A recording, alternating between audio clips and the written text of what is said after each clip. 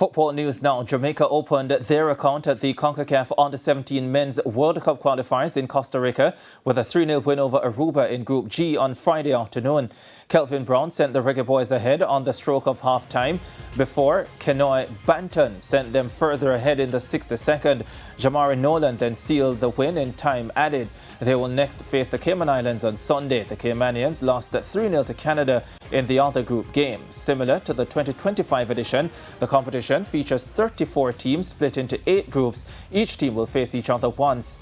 The 8 group winners will secure a berth to the 2026 FIFA Under-17 World Cup to be held in Qatar in November. A bold new initiative which is aimed at reshaping the youth football landscape in Jamaica was launched recently. It will take the shape of an all-star game scheduled to be played on Ash Wednesday. Here's Christopher Scott with that story. 60 players from the prep and primary schools will assemble at the AISK school as they look to showcase their talent in order to catch the eyes of scouts who will be in attendance on Ash Wednesday.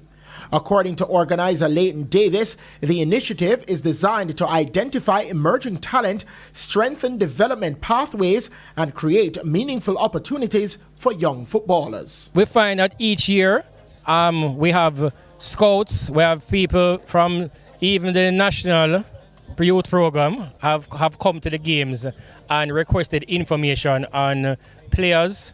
And of course, some of the schools will come because people are looking for the best.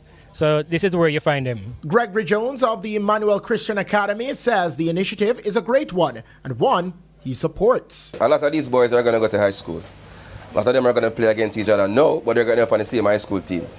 So again, you know, it's something that we endorse because I think it helps and it aids in the development of all of these boys. Director of the Ballers Academy, Andre Virtue, believes the development must rise above the result. We are definitely so caught up in results. We want to win trophies and we want to win championships, but when we focus so much on the results and not on the development, I think we're losing out in what the players need to be doing at this young age. James Seaton of Mona Prep, Dejan Martin of St. Richard's Primary, Xander Pagan of Emmanuel Christian Academy, and Dejan Samuels of Saints Peter and Paul are related to be a part of the All-Stars. This season wasn't our best season, but I made it last year, and this season I went out with the mindset, do my best and try and make the All-Star team in the end, bring my team as far as they can go, and I went out, did my best, and I managed to make the All-Star team.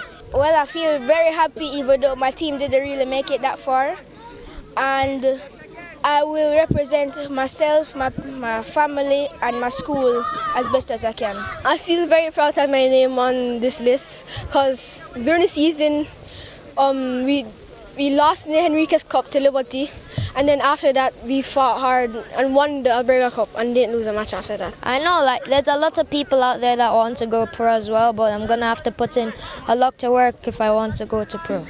The showcase event will feature 2 matchups with the All-Prep versus the All-Primary over 2 games. Christopher Scott, TVJ Sports.